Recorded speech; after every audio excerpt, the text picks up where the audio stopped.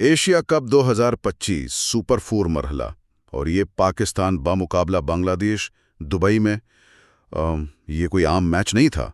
ये तो सीधा सीधा फाइनल का टिकट था। जीतने वाली टीम ने भारत से खेलना था।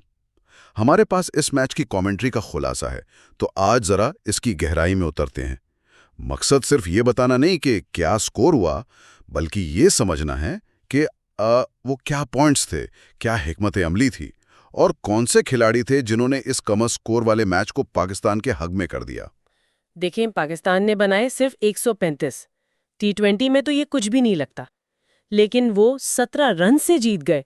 सवाल ये है कि आखिर ये हुआ कैसे? जी बिल्कुल, और यही सवाल जो है इस मैच को इतना दिलचस्प बनाता है। दुबई की पिच, हाँ, उसका भी किरदार था। अक्सर सुस्त होती है और दूसरी इनिंग्स में चेज करना, मतलब हदफ का ताक़ुब, वो मुश्किल हो जाता है। लेकिन 136, भाई इतना बड़ा हदफ भी नहीं था कि बांग्लादेश जैसी टीम ना बना सके। तो यह सिर्फ पिच की बात नहीं थी, यहाँ प्रेशर था, आसाब की जंग थी और कुछ आप कहें गैर मामूली परफॉर्मेंसेस थीं। हमें ये भी देखना है कि क्या ये पाकिस्तान की कोई खास प्लानिंग थी या बस वो कहते ना मौके पर सही फैसला हो गया। अच्छा, तो कहानी शुरू करते हैं टॉस से। बांग्लादेश ने टॉस जीता और जैसा कि तवक्को थी पहले फील्डिंग ली। दुबई में रात के मैच में अक्सर यही होता है, उसका भी ख्याल रखना होता है और उनका फैसला शुरू में तो बिल्कुल ठीक लगा। पाकिस्तान का टॉप ऑर्डर, ओहो, वो तो पूरे टूर्नामेंट में ही मसला रहा है। यहाँ भी वही हाल, साइम अयूब, फ़खर जमान, हुसैन तलत, कोई टिक ही नहीं पाया। पावर प्ले में ही पाकिस्तान की हालत ख़राब नज़र आ रही थी। ये सिर्फ विकेटें नहीं गिर रही थी, रन्स बनने की रफ्तार भी बहुत ही सुस्त थी। ये जो मुसलसल नाकामी है टॉप ऑर्डर की, इसकी वजह क्या लगती है? कोई तकनीक का मसला है, प्रेशर नहीं झेल पाते, या बांग्लादेशी बॉलिंग इतनी अच्छी थी? मेरे ख्याल में तो ये तीनों ही चीजें थीं, मिला जुला असर था। बांग्लादेशी बॉलर्स ने वाकई बहुत मुतासिर किया। उन्होंने पिच को समझा और बिल्कुल सही जगह पर गेंद की। तस्कीन अहमद, वो तो खास तौर पर बहुत अच्छे थे। न सिर्फ अहम विकेटें लीं, बल्कि इसी मैच में अपनी 100 T20 इंटरनेशनल विकेटें भी पूरी की। ये उनकी ज़ाती कामयाबी तो थी, लेकिन टीम के लिए उनकी बॉलिंग ने पाकिस्तानी बैटिंग की कमर तोड़ दी। उनकी तेज गेंदें थोड़े इजाफी बाउंस के साथ पाकिस्तानी बैट्समैनों को परेशान कर रही थीं। और सिर्फ तस्कीन नहीं, वो जो लेग स्पिनर हैं रिशाद हुसैन, उन्होंने भी मिडल ओवर्स में कमाल की बॉलिंग की। रन्स बिल्कुल रोक दिए, बल्लेबाजों को मौका ही नहीं दिया कि वो हाथ खोल सकें। उनकी गेंदें घूम भी रही थीं और दुबई की पिच पर तो वो और खतरनाक लग रही थीं। और मुस्तफिजुर रहमान, उनका जिक्र भी ज़रूरी है। वो अपनी कटर्स और स्लोवर वंस के लिए जाने जाते हैं और यहाँ भी उन्होंने वही किया। बहुत किफ़ायती रहे, रन्स देना मुश्किल कर दिया था। तो एक तरफ बांग्लादेशी बॉलर्स की प्लानिंग, उनकी महारत, और दूसरी तरफ पाकिस्तानी टॉप ऑर्डर जो प्रेशर में बिखर गया। हालत ये हो गई कि तकरीबन 9 ओवर्स में पाकिस्तान 5 विकेट पर सिर्फ 49 रन्स। इस वक्त तो लग रहा था कि शायद 110-115 भी ना बने, जो इस पिच पर भी शायद कम ही होते। ड्रेसिंग रूम में क्या माहौल होगा? यकीनन बहुत टेंशन होगी। बिल्कुल, 49 पर 5 आउट, ये तो किसी भी टीम के लिए बहुत बुरी सूरत हाल है। यहाँ से वापसी बहुत मुश्किल होती है, खास तौर पर जब पता हो कि ये नॉकआउट मैच है। लेकिन यही क्रिकेट का मजा है। निचले ऑर्डर ने हिम्मत नहीं हारी। मोहम्मद हारिस, जो वैसे तो तेज खेलने के लिए जाने जाते हैं, उन्होंने यहाँ थोड़ा मुख्तलिफ खेला।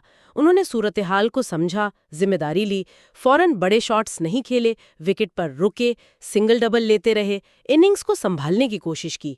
ये उनकी समझदारी थी और इनकी ये कोशिश बहुत अहम थी। हारिस ने तो अहम किरदार अदा किया, लेकिन असल मज़ा तो आया आखिरी कुछ ओवर्स में, जब मोहम्मद नवाज आए और फिर शाहीन शाह अफरीदी। ख़ास तौर पर शाहीन, जो हैं तो बॉलर, लेकिन बल्ले से कमाल कर दिया। कुछ ज़ोरदार शॉट्स लगाए, बाउंड्रीज मिली, जिससे ना सिर्फ स्कोर में रन्स जुड़े, बल्कि पाकिस्तानी कैंप में जैसे एक जान सी आ गई। ये जो आखिर में तेज़ी से रन्स बने, ये कितने अहम थे? क्या इन 15-20 इजाफी रन्स में कोई नफसियाती फ़र्क डाला? बहुत ज़्यादा, बहुत ही ज़्यादा फ़र्क डाला। देखें, 115 और 135 में बहुत फ़र्क है, ख़ास तौर पर जब आप कम स्कोर डिफेंड कर रहे हो। ये जो इजाफी रन्स थे ना, ये सिर्फ नंबर नहीं थे, ये बॉलर्स को हौसला देते हैं कि हाँ, लड़ा जा सकता है। जब टीम 135 तक पहुंची तो उन्हें एक यकीन सा मिला कि अगर अच्छी बॉलिंग करें तो ये बचा सकते हैं। ये एक फाइटिंग टोटल बन गया था, भले ही T20 के हिसाब से कम लग रहा हो। शाहीन और नवाज की वो छोटी मगर तेज इनिंग्स जिसमें उन्होंने रिस्क लिया, वो पाकिस्तान के लिए मैच में वापसी का पहला इशारा था। उसने बांग्लादेश को भी शायद सोचने पर मजबूर किया होगा कि ये हदफ इतना भी आसान नहीं जितना लग रहा है। तो पाकिस्तान ने 20 ओवर्स में 8 विकेटों पर 135 बनाए। ठीक, अब बारी थी बांग्लादेश की। फाइनल में जाना है तो 136 रन्स बनाने थे। हदफ बड़ा नहीं था और शुरू में बांग्लादेश ने खेला भी एहतियात से। वो जानते थे कि विकेटें हाथ में रखना जरूरी है। पावर प्ले में ज्यादा रिस्क नहीं लिया, लेकिन विकेटें भी नहीं दी।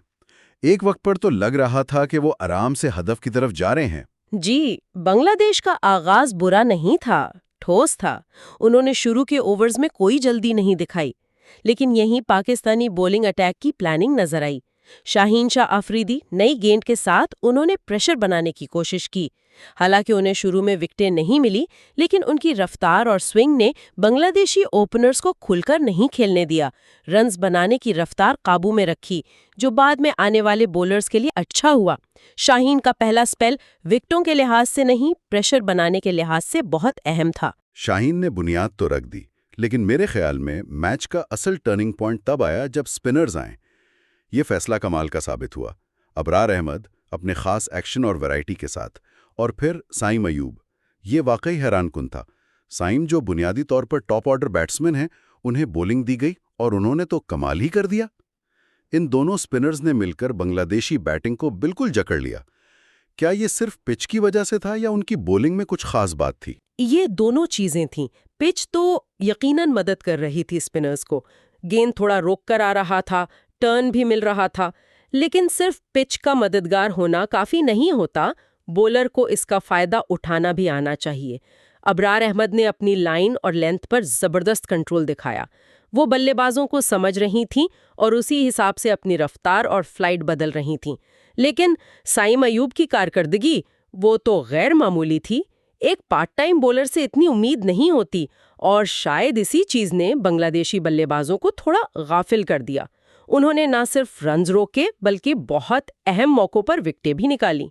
उनकी विकेटें बांग्लादेश के लिए बड़े झटके थे और मैच का तवाजुन पूरी तरह पाकिस्तान की तरफ कर दिया। साइम के बॉलिंग ने तो वाकई सबको हैरान कर दिया। एक ऐसा खिलाड़ी जिस पर बैटिंग की जिम्मेदारी ज्यादा थी, उसका यूं बॉलिंग में आकर मैच का पासा पलट देना, ये टीम के लिए एक बहुत बड़ा बोनस था। स्पिनर्स की इस गिरफ्त की वजह से बांग्लादेश पर प्रेशर बढ़ता गया। वो जो जरूरी रन रेट था, जो शुरू में बिल्कुल काबू में लग रहा था, अब तेजी से ऊपर जाने लगा। हर ओवर के बाद बांग्लादेशी बल्लेबाजों पर परेशानी नजर आने लगी। ऐसा लगा कि वो उस प्रेशर को झेल नहीं पा रहे, खासतौर पर जब फाइनल की सीट दांव पर लगी हो। ये बिल्कुल वैसी ही सूरत-ए-हाल थी जो T20 में अक्सर होती है, प्रेशर वाली। जब रन रेट 10 या 11 से ऊपर जाता है तो बल्लेबाजों को हर गेंद पर बड़ा शॉट सोचना पड़ता है, और यहीं गलती का चांस बढ़ जाता है। पाकिस्तानी स्पिनर्स ने उन्हें कोई आसान गेंद नहीं दी। फील्डिंग भी बड़ी अच्छी, अटैकिंग थी। बांग्लादेशी बल्लेबाजों ने कुछ गैर जरूरी शॉट्स खेले और विकेटें गंवाते गए। उनकी इनिंग्स में कोई बड़ी पार्टनरशिप बनी ही नहीं सकी, जो ऐसे हदफ के ताकुब में बहुत जरूरी होती है। दरमियान में शमीम हुसैन ने थोड़ी देर कोशिश की। उन्होंने कुछ अच्छे शॉट्स खेले। लगा कि शायद वो बांग्लादेश को मैच में वापस ले आएंगे। फिर आए हारिस रऊफ। उनका स्पेल तो जैसे फैसला कुन था। वो अपने फॉलो थ्रू में गिरे भी थे बुरी तरह, मैदान से बाहर भी जाना पड़ा था। लग रहा था शायद वो दोबारा बॉलिंग ना कर पाए, लेकिन वो वापस आए, और क्या जबरदस्त वापसी थी। हारिस रऊफ की वो वापसी और फिर जिस रफ्तार और जारियत से उन्होंने बॉलिंग की, वो वाकई तारीफ के लायक है। गिरने के बाद वापस आकर इसी पेस से बॉलिंग करना आसान नहीं होता। ये उनकी फिटनेस और जहनी मजबूती दिखाता है। उन्होंने आते ही बांग्लादेश की जो थोड़ी बहुत उम्मीद बाकी थी, उस पर पानी फेर दिया। ना सिर्फ शमीम हुसैन की अहम विकेट ली, बल्कि तस्कीन अहमद को जिस तरह क्लीन बोल्ड किया, वो तो एक शानदार लम्हा था। एक बहुत ही तेज गेंद जिसका तस्कीन के पास कोई जवाब नहीं था। वो गेंद शायद 145 किलोमीटर फी घंटा से भी तेज थी और बिल्कुल विकेटों में लगी। इस विकेट ने तो मैच तकरीबन वहीं खत्म कर दिया था। वो वाकई एक यादगार गेंद थी। हारिस रऊफ ने अपने आखिरी ओवर्स में जिस तरह पेस और एक्यूरेसी दिखाई, उसने ये पक्का कर दिया कि बांग्लादेश हदफ के करीब भी ना आ सके। आखिरकार बांग्लादेश की टीम 20 ओवर्स में 9 विकेटों पर सिर्फ 118 रन्स बना सकी और पाकिस्तान ये मैच 17 रन से जीतकर फाइनल में पहुंच गया। ये जीत बल्लेबाजों की नहीं, बिल्कुल ये बॉलर्स के नाम रही। एक कम स्कोर का ऐसा दिफा वाकई कमाल है। बिलाशुबा ये फतह पूरी तरह बॉलिंग यूनिट की है।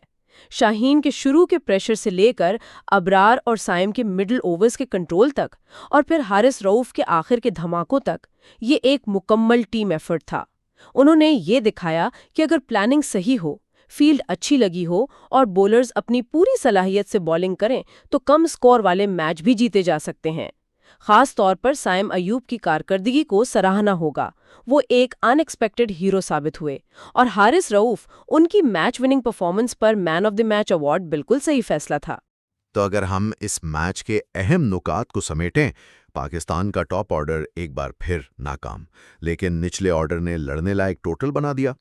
बांग्लादेश की बॉलिंग अच्छी थी, खास तौर पर तस्कीन अहमद की, मगर पाकिस्तान के बॉलर्स, खास तौर पर स्पिनर्स इब्रार अहमद और साइम अयूब ने मैच का रुख बदला और हारिस रऊफ ने अपनी तेज रफ्तारी से जीत पक्की की। ये कम स्कोरिंग थ्रिलर पाकिस्तान की बॉलिंग की गहराई और प्रेशर में खेलने की सलाहियत को जाहिर करता है। बिल्कुल, और इस जीत का इनाम एशिया कप 2025 का फाइनल, और वो भी भारत के खिलाफ। क्रिकेट फैंस के लिए इससे बड़ा मुकाबला क्या हो सकता है? पाकिस्तान बमुकाबला भारत, एशिया कप फाइनल।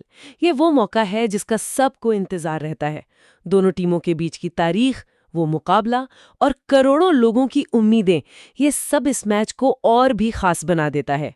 यकीनन फाइनल का जोश तो है ही, लेकिन इस मैच से एक सवाल जरूर जहन में आता है जिस पर गौर करना चाहिए। यह हमारे जराए से ही निकला हुआ एक नुक्ता है। क्या इस तरह एक कम स्कोर को कामयाबी से बचाने से पाकिस्तान को फाइनल के लिए कोई नफसियाती मेंटल एज मिलेगा?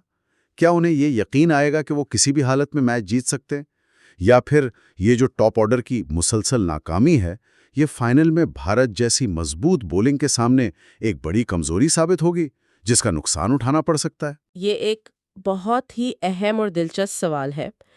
इस जीत से बॉलर्स का एतमाद तो यकीनन बहुत बुलंद होगा, इसमें कोई शक नहीं है। उन्हें पता है कि वो कम स्कोर भी बचा सकती हैं, लेकिन बैटिंग, खास तौर पर टॉप 3 या 4, ये एक मुस्तकिल परेशानी बनी हुई है। फाइनल का प्रेशर अलग होता है और भारत का बॉलिंग अटैक शायद बांग्लादेश से ज़्यादा तजुर्बाकार और वैरायटी वाला हो। क्या पाकिस्तानी टॉप ऑर्डर इस बड़े मैच में परफॉर्म कर पाएगा, या टीम को एक बार फिर जो है अपने बॉलर्स पर ही इन्हिसार करना पड़ेगा? ये वो तवाज़न है जो फाइनल का नतीजा तय करेगा। ये जीत एक दो-धारी तलवार हो सकती है, एतमाद भी दे सकती है और शायद खामियों पर पर्दा भी डाल सकती है।